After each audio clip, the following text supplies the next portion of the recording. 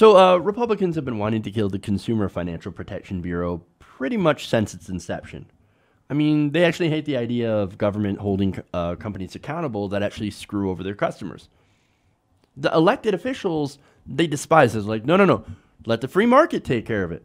The free market doesn't really do a whole lot because, look, it never takes care of these things. We've never had a situation where an unregulated market didn't turn into a monopoly. I mean, there's the thing.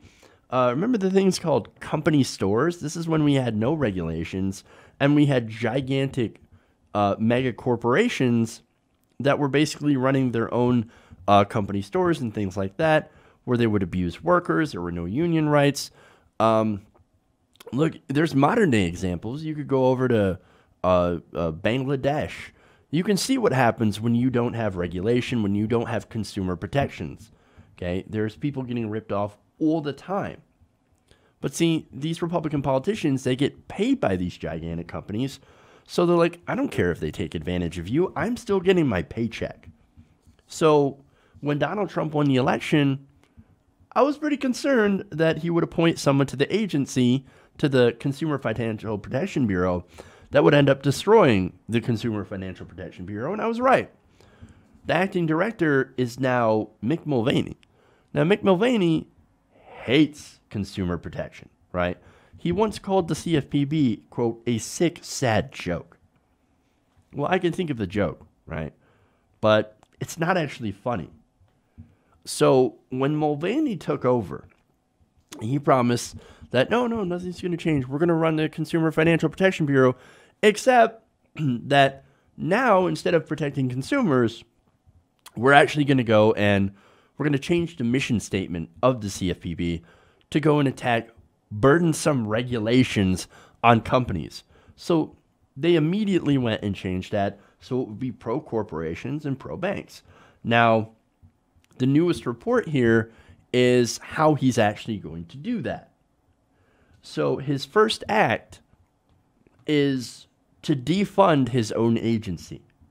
The Hill is reporting that Director Mulvaney has requested $0 from the Federal Reserve to fund bureau operations for 3 months in a letter to Fed Chairwoman Janet Yellen. Now, that's how this works, right? So in order to make sure that it's an independent agency, independent of Congress, they set it up under the Obama administration to get its funding from the Federal Reserve, which is not tied to Congress, which is not tied to the politics, to keep it a neutral agency so that it actually can do its job without political considerations. So, but with Mulvaney now director, he's like, yeah, that's all well and good, but guess what? I don't care about this agency. I'm going to get rid of this agency. So here's what I'm going to do. I'm going to ask for no money. $0.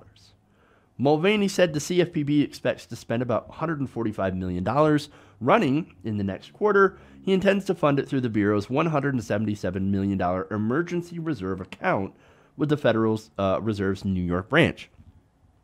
So what does that mean, right? That means he's running the agency to a bare minimum. That means no enforcement, no crackdown on bad actors, no investigations, nothing.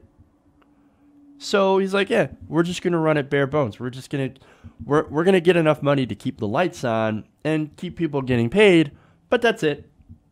Don't care.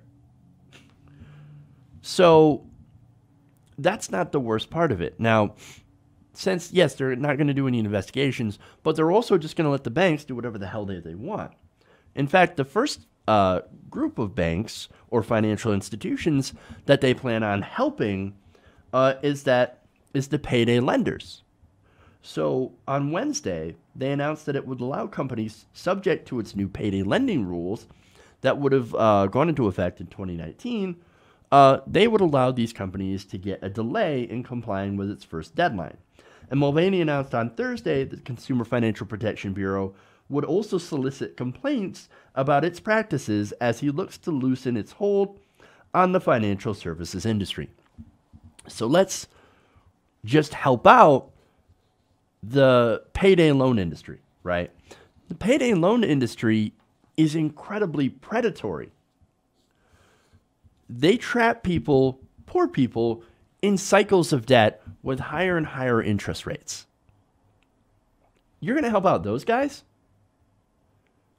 Oh, no. See, the rules that we came up with, looks like you don't have to follow those rules anymore. Sorry. Not sorry. We're on your side. Look, that's what they're saying, right? This is saying that the Trump administration, we have shifted our focus from helping consumers from the last administration, which we didn't agree with, and now we're going to go and help the payday lenders. We're going to help the banks. We're going to help the global financial elite. Isn't that what Donald Trump actually ran against in the last election? I thought he made a big deal about going after the global financial elite that screwed over many, many Americans, but it looks like that's not what they're doing. No. They're not protecting consumers. They're protecting the corporations and their interest. If anything, is the sick, sad joke is that Mulvaney is changing the one agency that was specifically created to protect consumers into one that is now specifically there to protect the banks and the powerful. Hey everybody, thanks for watching this video. If you want to see more like this, please hit the subscribe button below. And if you want to support truly independent progressive media, please consider becoming a patron at patreon.com/TYTNation.